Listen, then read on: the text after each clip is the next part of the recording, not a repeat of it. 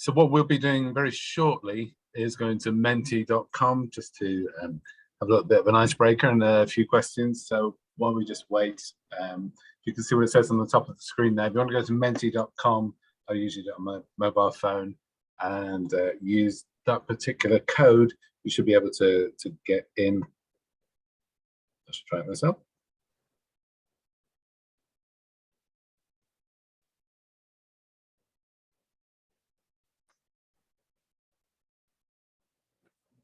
So the code 60617875.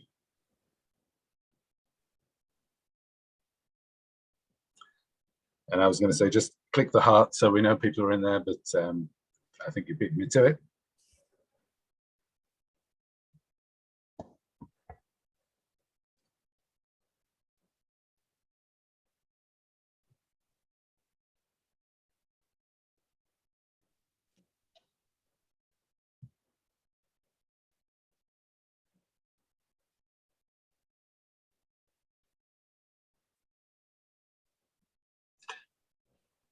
All right, well, we've hit double figures in Menti, so let's make a start. I will hand you over to my co-host, Charlotte. I'm sure you all know Charlotte Nichols, who just want to congratulate Charlotte, who's recently married. Won't be Charlotte Nichols for much longer, but she's still Charlotte Nichols, and she's still my co-leader for today, who's going to take you through our Menti questions. Over to you, Charlotte. Cool. It's nice to see you all here today. Thanks so much. So yes, this is our July user group, which is in August due to some sickness. So we had to rearrange, but it's so great to see so many of you here today, joining in on Menti, code on the top, giving us the likes. I will just jump straight into it, as I'm sure lots of you know what we are doing. So how are you feeling today? We would just love for you to give us an emoji of your mood right now as you prepare for a very good, fun session with some really knowledgeable hosts. So pop some emojis in and let us know how you are feeling today.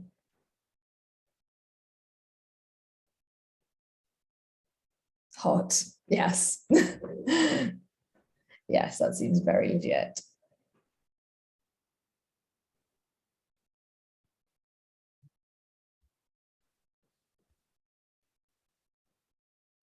Yeah, hot seems to be pretty overwhelming, but with a bit of optimism, a bit of excitement, looking forward to seeing what we're going to learn, a bit of intrigue in there as well from our fabulous panel who are joining us today.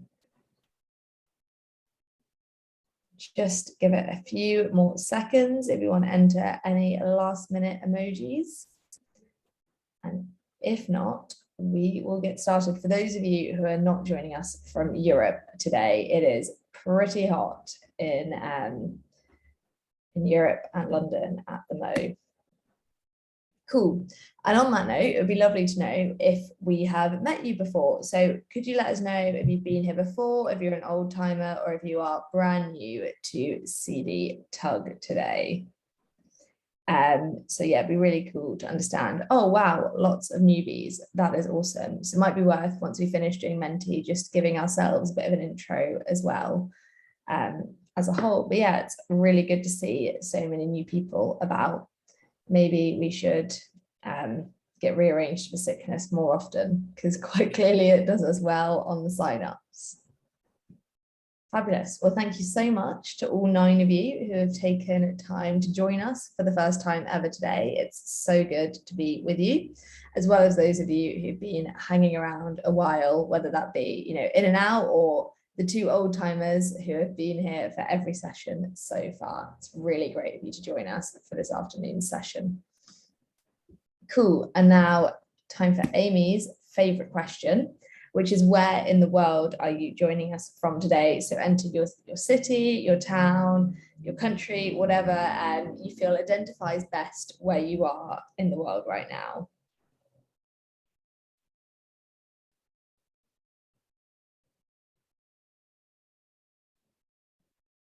Wow, really do have people from everywhere, which is really cool. Leeds getting a big call out, Leeds, Scotland, London, a few in Germany, a few in the US, a few in different parts of the UK. So it's really cool to see, keep bringing those answers in. Maybe just as we are kind of collating this list, I'll take the opportunity to explain kind of what CD TUG is and what we do. So we, this is actually our second birthday. So we turned 2 back in June, which is what our July date was scheduled for.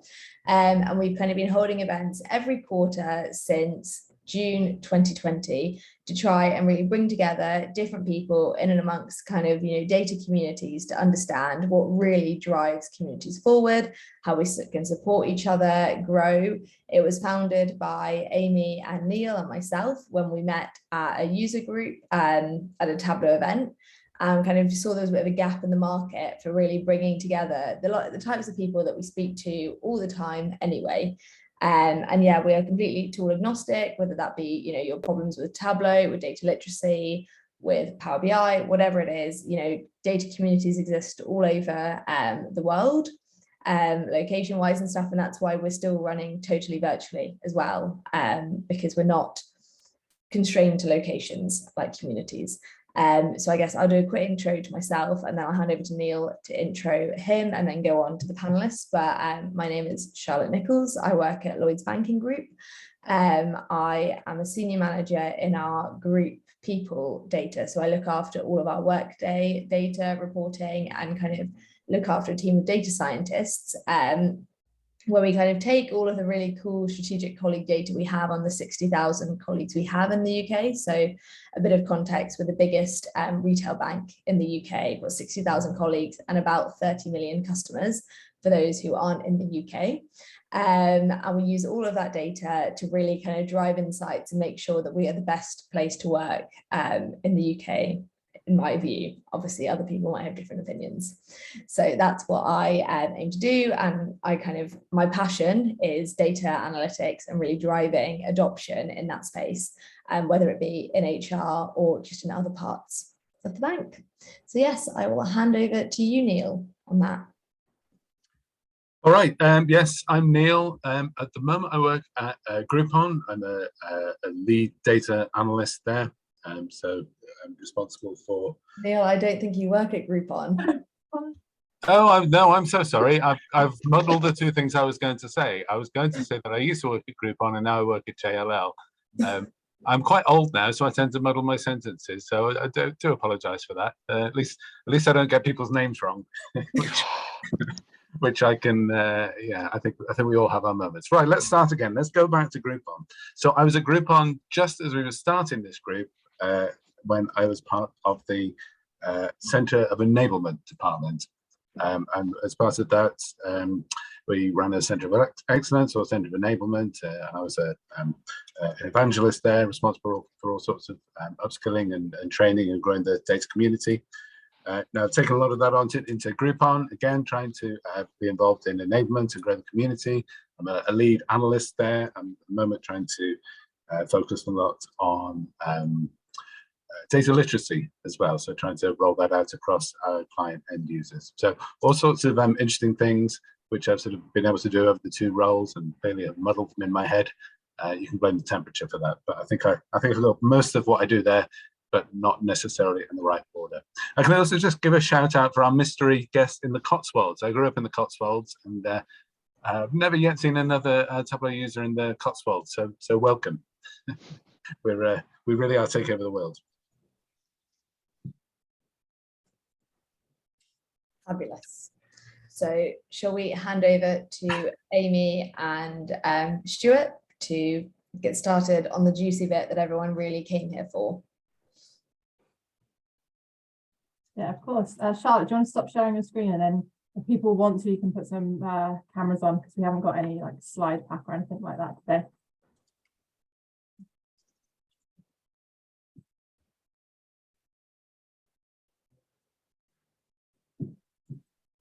Got a few cameras coming on.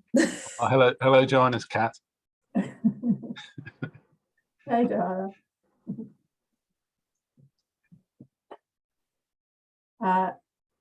Should I intro myself next, Neil? You can do. I'm about to give the intro that I was about to give. Amy was going to mention which Amy might be too modest to mention, was going to mention that Amy is up for the Data IQ Award this year of Data Literacy Champion. Data IQ Awards has all sorts of data industry awards, but only a very small number of them are given to just individual people. So that's an amazing thing that you're up for. Other than that, I know, Amy, you are the data enablement manager at JLR, and if you have more to say about yourself, then please do. I can hand you over. But congratulations on your upcoming shortlisting. Thanks, Neil. Yeah, hi everyone. I'm Amy. Like as Neil said, I am the data enablement manager. I work in the data office within JLR. Been there for 5 years now, mostly focused on the Tableau enablement piece, building our Tableau communities and all of our training activities. And then more recently, since the formation of the data office last year, it's looking at more kind of broader data literacy and how to upskill the entire organization. So that's about 40,000 people across JLR. And we've got Stuart here today as well. Hello, everyone. I'm Stuart Mack. I work at Lloyds Banking Group alongside Charlotte. She left the Chief Data Office, which is where I work. We're responsible and are the app owners within Lloyds Banking Group for Tableau. So we're responsible for all of the deployment of Tableau Server for all of the end users that we have within the organization. My role specifically, I'm a senior manager within CDAO, and I'm responsible for a team of Tableau developers. So I've got 12, forget how many I've got 11 people in my squad at the moment. So they work on individual projects which obviously can spread across the entire width and breadth of the group, but we also have center of excellence responsibilities. So my guys are very much the Tableau experts across the organization, and we take reference, or we take leads from within the organization. So we work very closely with anyone who's got a particular data challenge or anything that they're trying to work out what the best data visualization would be, or the best way to interpret information, and then we can act as a guide or the center of excellence to help them out. So we get involved in multiple projects at multiple stages in order to make sure that everyone is getting everything that they need correct. At the moment, we've got a really exciting opportunity within the group because we just signed our renewal with Tableau. So we're looking to actually massively increase both the number, the volume, and the type of activity that people within the group can do with Tableau. So we're actually looking for an enablement and adoption lead to actually come and work for the organization. So if anyone knows anyone, or anybody wants to push anyone towards us, feel free to reach out to me, because I can point you in the right direction in order to do that. As soon as I have a link to it, I will be putting it on LinkedIn and all of the other different social media channels as well. So anyone has any questions associated to that, or knows anyone that they think would be really good, please do reach out and let me know. In terms of my involvement across the group, we also have regular catch-ups with Tableau and everything else in order to do data literacy programs and so on and so forth. So I tend to get very heavily involved with how can we best leverage the knowledge and understanding that we have, and obviously share that with the wider group.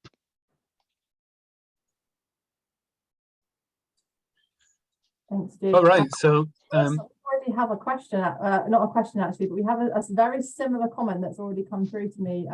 There is somebody also on the line who has a job opportunity to share. If we want to get the job opportunity sharing out at the start of the session, Evan.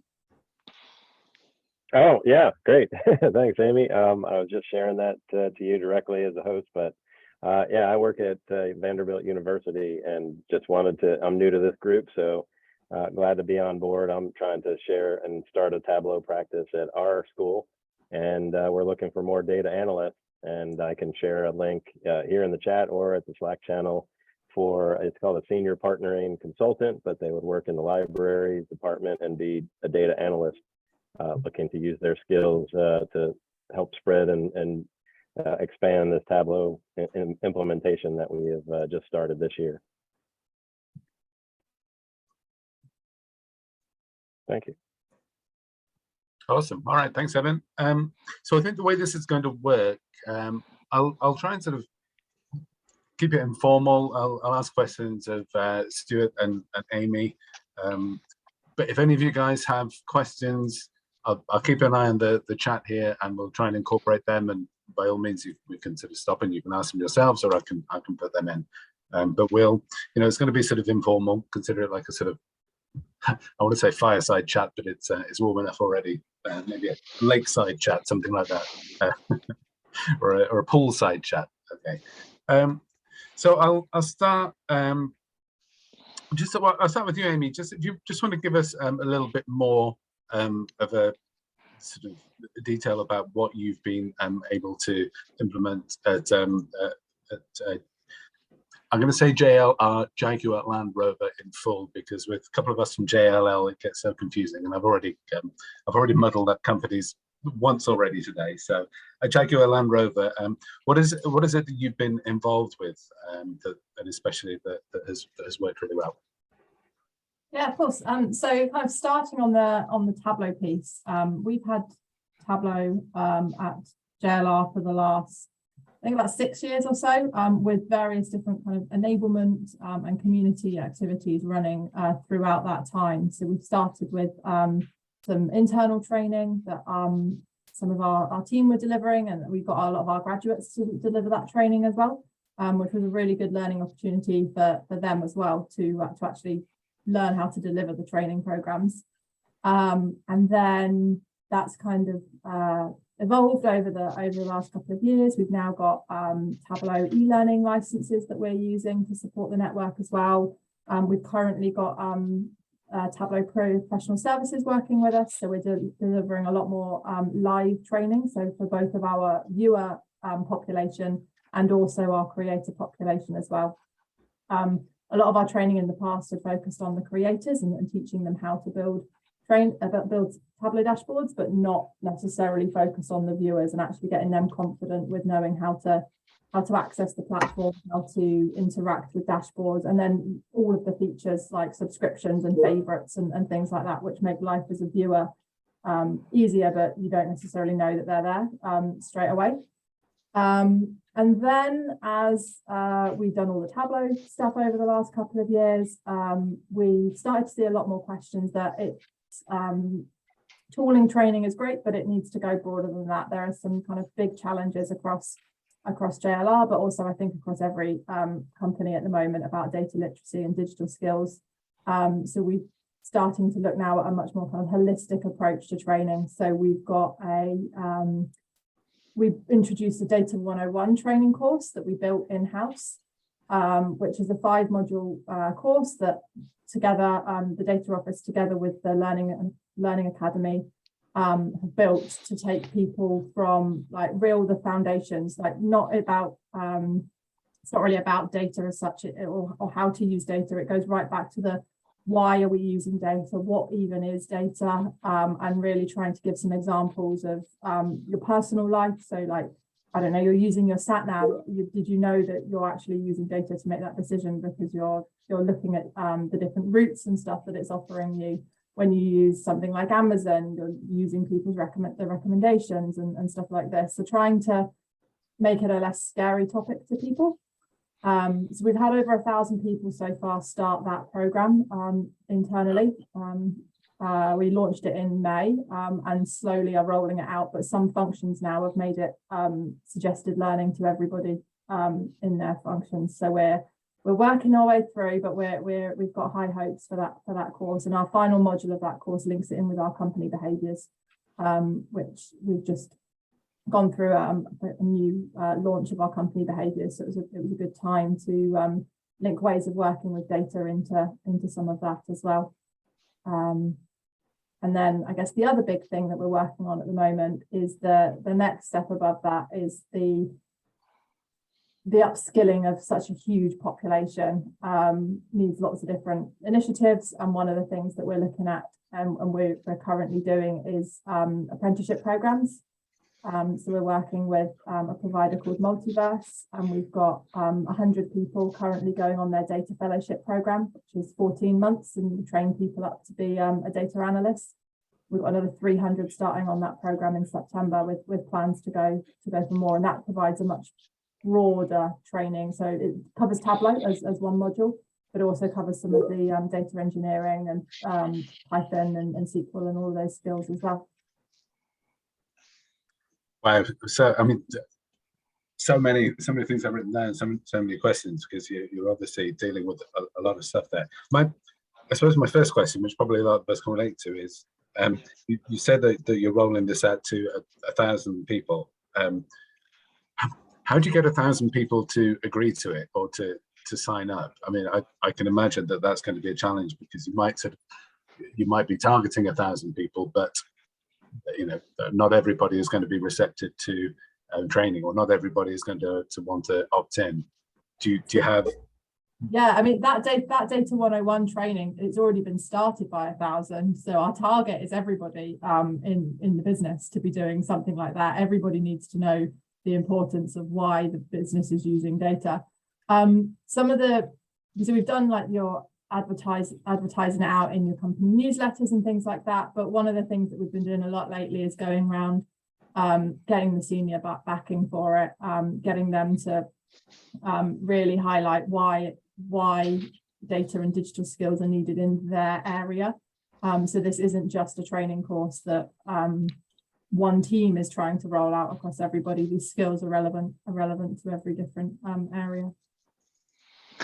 That's really, like, if I could just jump in there, that's really interesting, because within Lloyd's, what we've done is we've actually specifically targeted the senior executive population with a series of specific presentations which are designed just for them to understand exactly what the next 5 and 10 years looks like from a Lloyd's Banking Group perspective, and how important and critical data is going to be as part of that.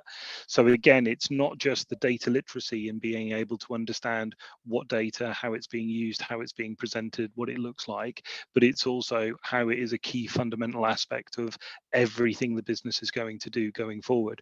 So it covers off all of the things that you've said just there, in terms of how does Amazon use data, how do social media companies use data, and what they look like, but it's also how it can either be used, abused, or misused when it's actually being presented back. And part of the education is people being able to understand and see that. So the thing is our reasoning behind that, working with our learning, culture and comms department, is the fact that they were very much key on, if you get the senior execs sponsorship, then all of a sudden they can understand just how critical data is going to be going forward. Then all of a sudden, in order to get it to be suggested or mandatory training material, you're going to be able to get it a lot more easily. You're going to be able to get them to be promoting it to their teams and cascading it across the organization. Has it been successful as we wanted it to be? Probably not. But having said that, you've got to start from somewhere, and you've got to build with baby steps. So again, what we found is that going to that population and informing them has been able to grease the wheels, so to speak, elsewhere in order to get other modules that we put together. So one of the ones that I would highlight that we've had particular success in Lloyd's is we built a thing called Data City, which is all about how you make decisions about how and where you would build a property. So again, it's completely built in-house.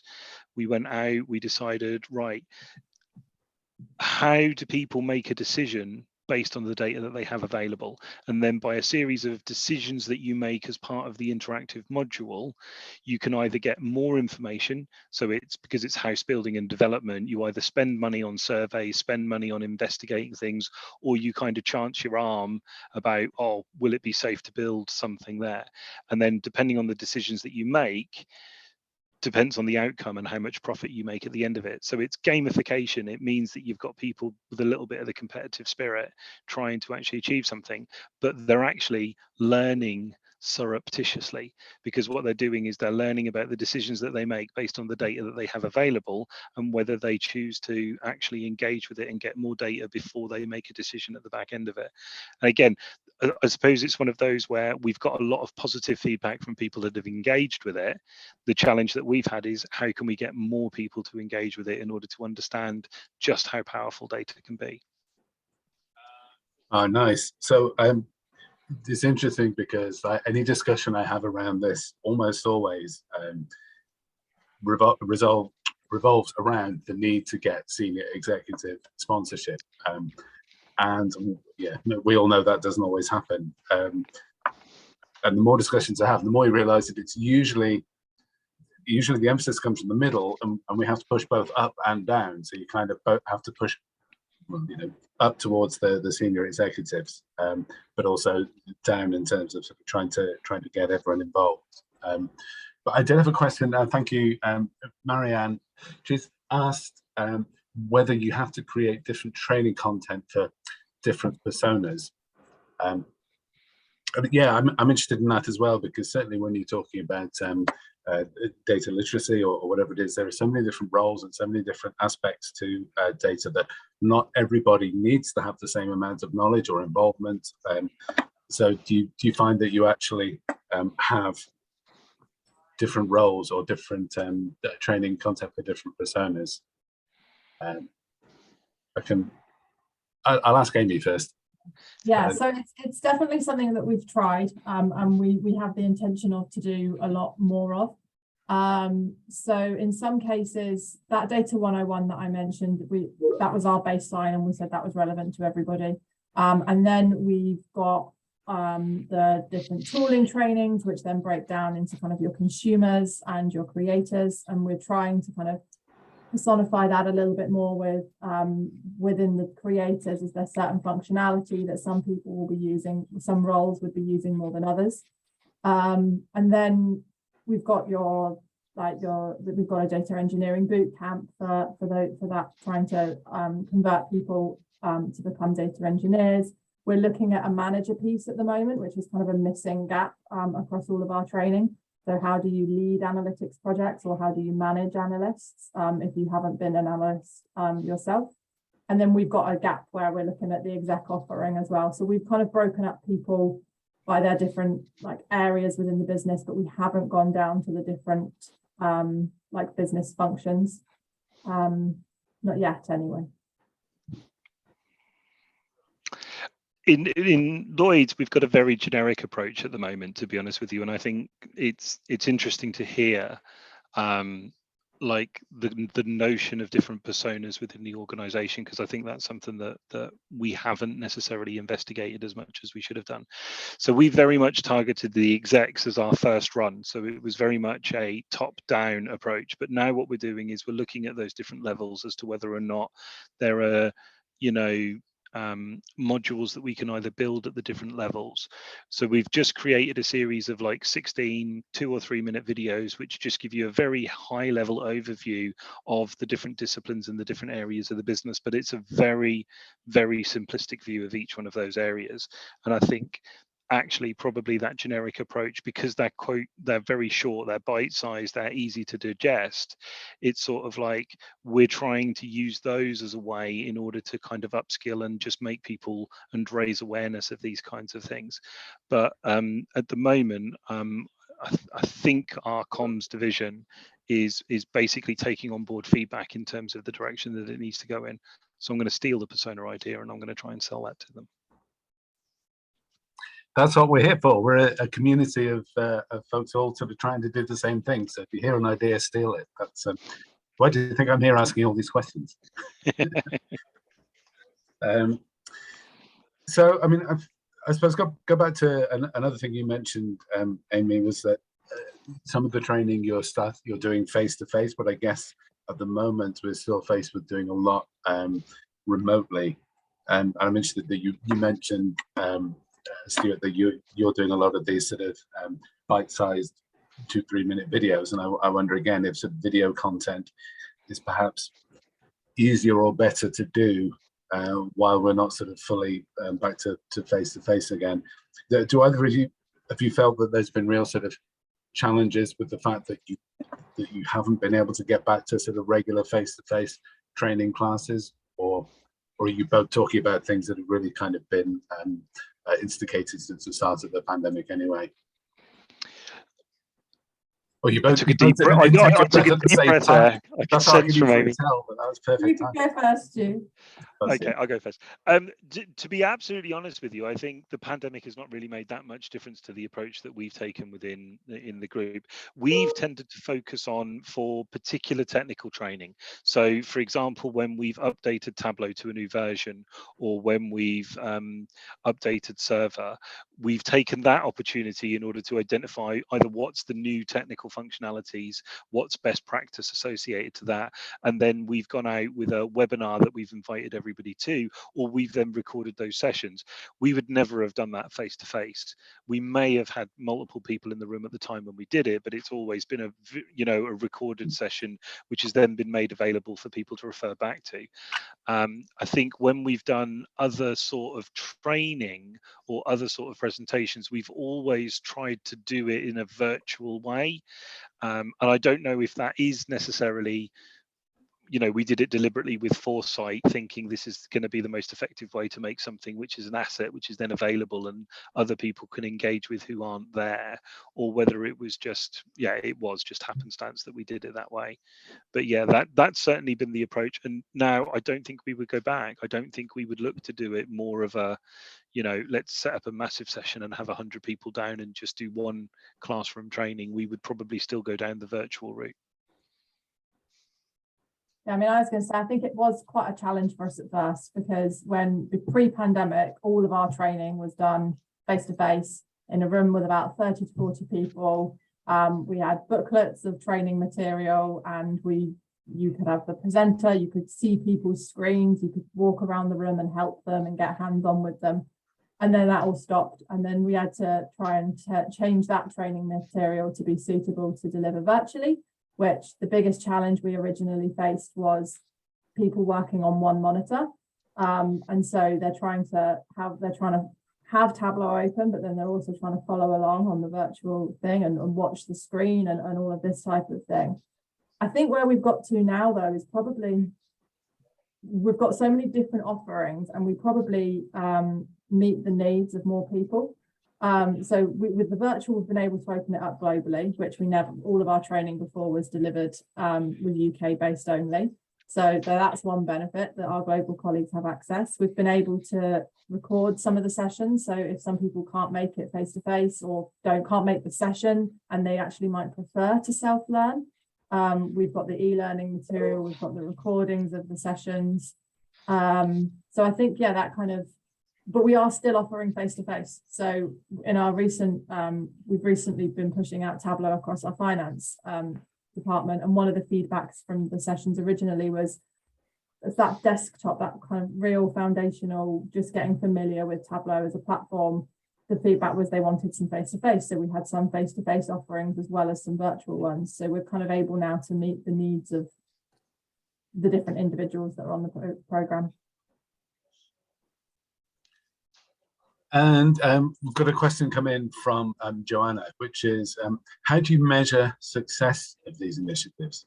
So is there anything measurable, any targets or KPIs that you can use? Yeah, I mean, I can pick this one up because this is a challenge that we've been set about actually what's the value, what is the pound sign value that's coming from Tableau, right, and things like this. It takes quite a lot of time, but we have been doing like success story capturing. So surveys out to individuals about trying to identify the value of the projects, whether that's like monetary value or whether it's time saved, and we can kind of convert that to a monetary value. Interviewing people if they've got a interesting kind of success story that we want to document, and then getting that written up and shared across, using then that as an asset to like showcase what people are doing across the business as well. We haven't got a target as such as the value but then attendance and stuff for all of our training sessions, we are public on our Tableau platform, not by like individual's name, but by function. So you can see which function is taking up Data 101 training, Tableau training, the apprenticeships, and all of that type of stuff as well. Targets are hard to set. We've got a variety of metrics within the group. So we have both, there's a dashboard which is used within our learning area called LIDS, which I can't remember what the acronym stands for, but it's basically designed to see how much engagement there is across the group with the different platforms and the different areas. And there are specific targets that teams have in order to demonstrate that they are generating and creating a learning culture within the group. But to be honest with you, there's not a lot of noise about it, and I don't think there's a lot of focus in the group, which is quite disappointing. But at the same time, that's one of the ways that they're actually using it to measure it. What we try to do with specific initiatives or projects is there's always a benefit case that needs to be created at the outset, and Tableau will form part of the delivery methodology which is used in the background to achieve that. But to be honest with you, for all the science involved and all the maths and all of the rest of it, it's very difficult when you actually, and I can see on your face, Neil, that you agree with me, it's very difficult to kind of quantify those values at the end of it and then actually measure it back to, well, this is value which has just been generated by using this particular tool or product or whatever it may be.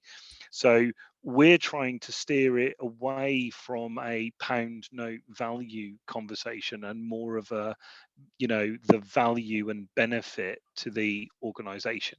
So it becomes less about efficiencies or money or whatever it is, and it becomes more about the insight, the time savings, the cost savings, the efficiencies that come across the board. And there does appear to have been a real shift in the business where they're now less focused on money and pound notes and more interested in, well, actually, you know, one of our strap lines is, you know, oh God, I can't even remember what it is, making Britain prosper, and doing things for the benefits of our customers. Charlotte, help me out here. So long as it's not making Britain great again. No, it Please isn't. no. Britain Right. prosper. I'm like Helping Britain. outraged that you didn't know that. I should have known that off the bat. So, but again, it's one of those where that is something which is incredibly difficult to measure. So the business is coming around to the idea that these things are, you know, we need to establish what the measure needs to be so that we can actually go out, we can think about the broader impact that projects and work and products and services that we supply are going to have. So it doesn't become just about the bottom line and the money that it will actually generate or the value that will be added. It becomes more about the broader impact that something will have. But yeah, whatever we set as a measure at the beginning doesn't tend to be the measure that we end up getting assessed by at the end of it, which tends to be the challenge that we have. Presumably from a practical point of view, though, I think you both mentioned your learning departments or your learning and development part teams. Do you both are you both at least sort of embedded with them in terms of the logistics of how you deliver some of the training or some of the materials? Yeah, well, from my perspective, we work very closely with them to make sure that the learning materials are accurate, correct, reflect what they should do and work effectively. And then we can agree with them, like they do the comms and communications to send it out. And then it's about the engagement that it actually receives from a, like the perspective of the targets that they have and the culture and behaviors that they're trying to get and drive within the group, you know, that's driven from them and their agenda and their side, but we're there to support it as much as possible. So whether that be, we've done webinar sessions where we actually come in, they introduce us as the experts so that we can explain it, and then what we will do is we will do the follow-ups and the engagements after the fact. What we've tried to do is, it's a very difficult thing to see what the impact of the training has been. So what we tend to do is send out forms or, you know, surveys in advance and then a survey post the event as well in order to see what impact it's actually had. But to be honest with you, it's one of those where you don't, yeah, I'm never 100% sold if you're not getting the same volume of responses at the end as you did at the beginning, if you had as much impact as you think you have. We are very heavily involved with our learning and development team now, but Data 101 was actually the first collaborative program that we worked on.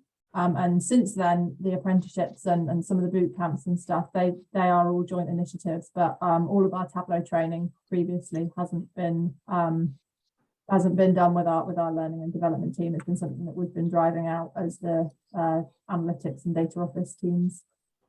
So yeah, it's good, definitely good to work with them, and the reach that I think we've had since on some of the bigger initiatives, the data literacy initiatives especially, is much better from being linked in with them.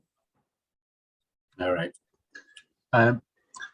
Thank you for the conversations going on. We've had a great answer from Paul there, which I will read just in case people who see this video back don't get to see the chat. Paul replied to say that we found post-training coaching has helped our delegates to transition from the theory of using Tableau to its practical use, and it's required some additional commitment from them because we expect them to apply the exercises they do during the training onto their own data after the course. But in Paul's experience, that's the best way to increase understanding and long-term memory retention. And it's normally when transitioning from the theory learnt on the training to practically using Tableau that questions and queries arise. The delegates then use the coaching and their assistants to get over any hurdles. Yeah, thank you we've got some great conversation going on. I've got a sort of a slightly different question, which is not about anyone in particular, but how do you deal with when you have established or more mature users who may feel that they don't need to be part of, whether it's Data 101 or whatever it is that you're trying to instigate? You get, I suppose, our own company, we do have quite a mixture of new, young, talented people learning Tableau for the first time, but also a mix of people with experience coming from different places. So if you've got any sort of advice, or have you had any obstacles that have, in my notes I've written old dogs, new tricks, make of that what you will. Yeah, so one of the for the Tableau piece, we've got quite a split of people who have been using Tableau for years, may have been using it in other organizations, and then we have a very big population who are new users or have never been through any kind of formal training. But one of the things that my colleague Thierry's done recently is set up a champions network. So we've got 62 trained Tableau champions now, and so they're getting access. They are being trained on how to deliver the training themselves and be doctors to kind of scale our communities. But I think they've also been doing some more of the more advanced sessions on like new features of Tableau, but also like the Makeover Mondays and Workout Wednesdays and things like that to try and keep their skills developing. And they also will get access to like the Tableau certification and some of those initiatives as well. With the Data 101, we've encouraged everyone to do it because no matter where you come from in a previous role or a previous organization, we made it JLR specific. So we talk about our data lake and the data platforms that we have internally. And even if you've been in JLR for ages, I'm trying to encourage people by saying you might get questioned on this. Somebody from another team might ask you about this training. So it would be good for everybody to be aware of what the business is being taught. Yeah. Charlotte, you've got your hand raised. Yeah, I was just, the old dogs, new tricks got me thinking. I was wondering, kind of, as you bring people on this kind of data journey or whatever, have either of you kind of experienced or got experience in how that kind of impacts I&D targets that you might have? So, you know, do you find the older population, you're not seeing as many women willing to kind of do that transition, you know, maybe returners to work, or people of like kind of ethnic diversities or disabilities or whatever? And then in the younger populations, are you seeing the same kind of thing? Because obviously as we develop the data workforce of the future, it's important we make sure they are representative of the population of the future, I guess. Open question to both of you. I don't have any of the information because I don't work in that department, is what I'm going to go for. So I would deflect that off. I think that they're very, very interesting points and they're very interesting challenges. And going through the experience that I am at the moment, I'm currently recruiting. So again, if anyone wants a Tableau job and they're based in the UK, let me know. Going through that at the moment, I've got 116 CVs that I've received. And suffice to say, they are of very much to particular demographics that exist within that entire spectrum, and they are heavily weighted towards both men and men of a certain age, and that's a real challenge because that puts a lot of barriers in front of making sure that you have the right spread of both knowledge, challenge and discussion in a team, which I think is really, really difficult. What we've found, or what I've found in particular when looking at things like both retention and also recruitment, is you need to create the right team environment in order to be, you know, a success and to attract the right sort of talent from those different areas. So I recently did some work on Textio. I don't know if anybody's seen or used that online. It's a tool which is available that allows you to write a job specification and then to actually get feedback from it in order to make sure that the job spec that you are putting forward isn't gender biased, so it isn't more heavily favored towards one or other gender, or, you know, doesn't alienate certain proportions or demographics within the population. And I think that can be part of the answer and can be part of the solution, because it means that you're going to be writing something which is going to appeal to everyone rather than either specifically attracting or excluding parts. But I don't get involved enough with recruitment in order to really respond to that. Yeah, I'm not sure I've got an answer either. I think the only initiative for us that is looking at kind of the different populations and maybe kind of age or how long they've been in the company, more so than any other diversity stats and stuff, is the apprenticeship program, because it's not an early careers, it's not for people who have just started, it's about upskilling people who have been in the business and kind of moving them into, giving them new skills, moving them into different roles and things like that. And we've got lots of different grades going on that program. We've got lots of different sites and teams being engaged in that program as well, but I've not actually looked at any of the D&I stats for it. I would say on the, like, specifically the old dog, so Lloyd's never had, or LBG, we never had any kind of like roadmap, pathways, education routes or anything like that available for Tableau. It was very much a tool that was made available within the group, and then early adopters are exactly what you think they are. They're and I was going to use the word guys, which is probably the wrong term, but probably actually the right term for the sorts of people that wanted to get stuck in, wanted to engage with it, wanted to learn something new, and are self-learners and self-starters. So those people have really built their own sort of knowledge base within the group, and there are pockets of them around the organization that we're aware of and we see, and they are absolutely brilliant. How can we engage with those guys in order to bring them into the center? So what we've tried to do is we've tried to begin to build that kind of community feel. So we've created a Teams channel, we've engaged with them, we've started to put out content, hints and tips, you know, the GIFs, so that you can see, have you ever noticed this? The sort of tricks that you learn naturally, you know, from exposure to data fam and Twitter and I was going to say the Twitterverse and all the rest of it. And it's simple little things in Tableau that you might not know, keyboard shortcuts and things like that, which these people within the organization with, shall we say, a little bit more experience might not necessarily have been exposed to or made aware of. We haven't had as much traction from that as I would like to have had, but we have finally started to get some of those people to actually answer questions on the Teams forum.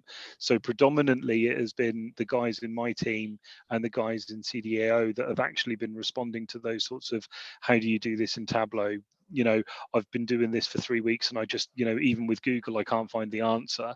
And we've been able to facilitate some of that. What we're actually now starting to see is some of those people that are actually outside of the center have begun to answer some of those questions as well. So that's very refreshing for us, because what we want to do is we want to bring those guys in, because, you know, the thought of having 60 Tableau doctors in an organization would be heaven. At the moment, I've got about 11. And obviously the number of questions that are out there is probably far greater than what we're seeing, because at the moment we just haven't got the groundswell and we haven't got the momentum of those people coming into the center in order to actually engage with us and see what it is. But again, this is like, if anyone knows of a silver bullet that will actually respond to that and actually deliver it, let me know, because I am willing to pay top dollar for that information. All right, there's a challenge for everyone. We'll probably finish at the top of the hour, so I think I'll just sort of come back with one more question, and sort of sum up, I suppose. What's the state of play for you both now, or what's next? What's your next sort of big challenge, or the next thing that you want to do in order to just sort of keep the momentum going on what you've been delivering so far? So I'll go to Amy first. We had a session with our L&D team earlier today, and the backlog of data training initiatives, and trying to figure out when do we prioritize what and when do we start what. I think for us it's probably probably some of that kind of exec manager piece, so we're doing a lot of training on how to do analytics and how to use Tableau and all of this type of stuff. But that kind of gap of how do you support the analysts in your team? How do you kind of manage those types of projects? How do you make sure that we don't end up with a load of projects that have a load of tech debt or anything like that? And how do you keep Tableau as like a successful platform that everyone has a good experience with? So probably the manager and the exec piece is next for us. See, we're a bit of a crossroads within Lloyds Banking Group. So we've got a BI strategy where we're going to begin to close down. We've got 15 or 16 different BI tools that were being used across the group, and there was an enormous amount of money that was being spent on all of these different systems that are quite bespoke and are only used in small pieces and not particularly efficiently. So we're actually going through a whole decommissioning exercise in order to close all of those down and then consolidate all of our BI onto 2 tools.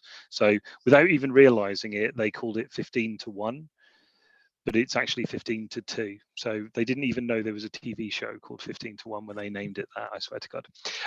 So that's a program which is going to last for the next couple of years. So really our focus is, one, we need to build out exactly what that roadmap and what that pathway looks like for growth and development and understanding enablement and adoption for Tableau and Power BI. We want to mirror the two to make sure that both tools are supported from both an educational perspective, but also an enablement. We're looking at the generic kind of data literacy, because we need to bring everyone up and we need to upskill everybody at the same time to make sure that they have that. And we can do that as a kind of a generic training. We don't need to worry too much about the technical side of it. But what we're also going to be dealing with is, obviously, as we decommission some of those old and more niche BI and tools, we need to migrate and move people away from them onto these other platforms, which I can imagine, I can already foresee the challenge that it's going to be. Is this is what I've always done, it's always worked.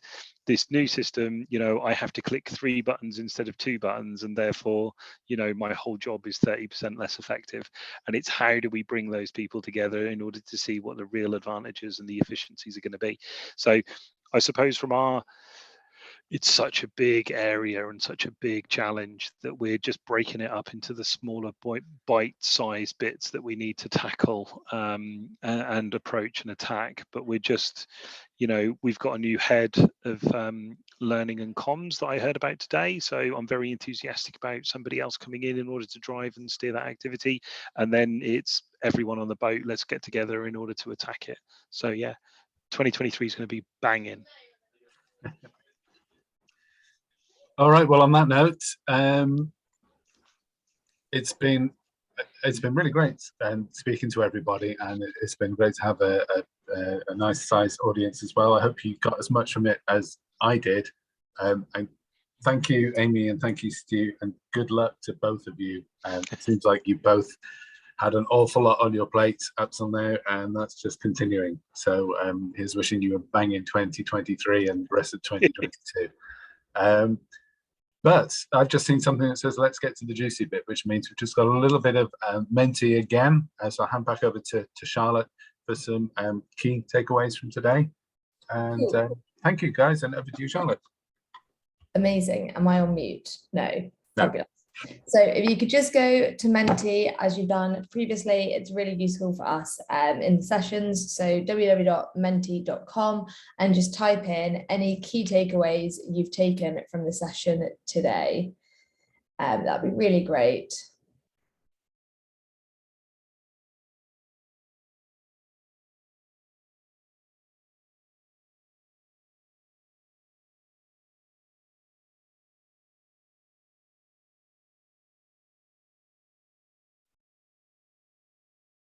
So yeah, if you could just enter your ideas, anything you've taken away from it, and just let us know what you've got from today. That'd be fabulous. For anyone who hasn't already connected to Menti today or has forgotten, just on your phone, on your laptop, whatever you're using, menti.com, and then the code is 60617875. Cool, give that another 10 seconds or so.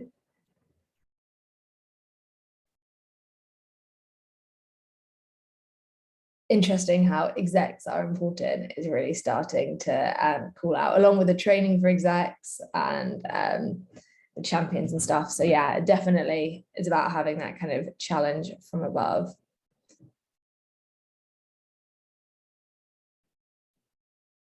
Fabulous. Personas too, that was a good one. Yeah, really good one. Empowering, so many positive words. So if I just move on quickly.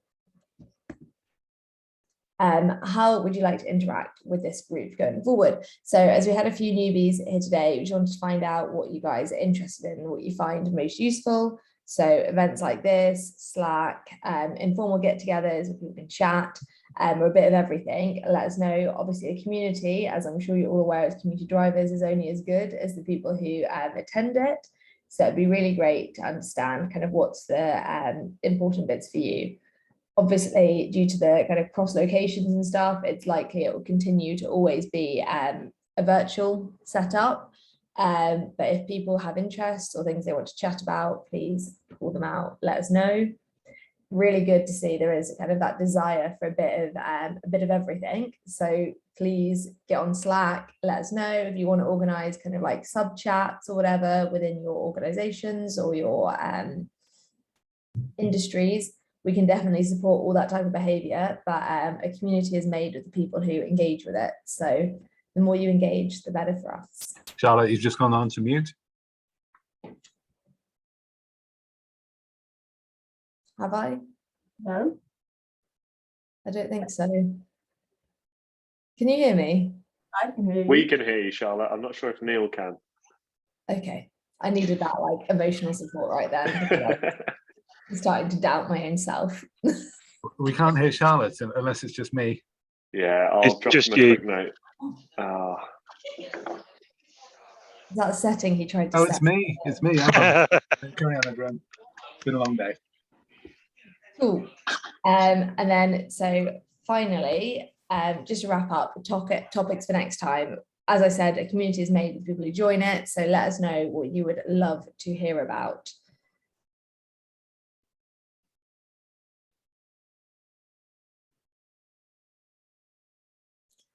So yeah, any ideas, pop them in. No idea is a bad idea. And also if once you pop something in, you know somebody who'd be awesome to talk about it, it'd be really great to follow up the conversation on Slack. Let us know, pop it in the chat so we can then really understand and move forward. I love that, hiring and retaining talent in the current environment, because let's be honest, who isn't living that challenge right now? Data excitement events, I need some of those in my life for certain.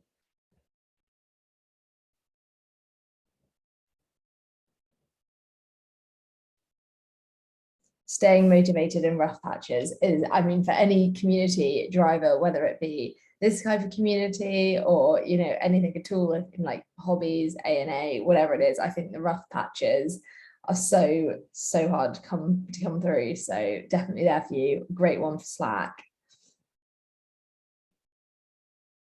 Trainee persona journeys, love that. We'll have to get our persona, not persona, get our persona journeys going once everyone's taken this great idea from today.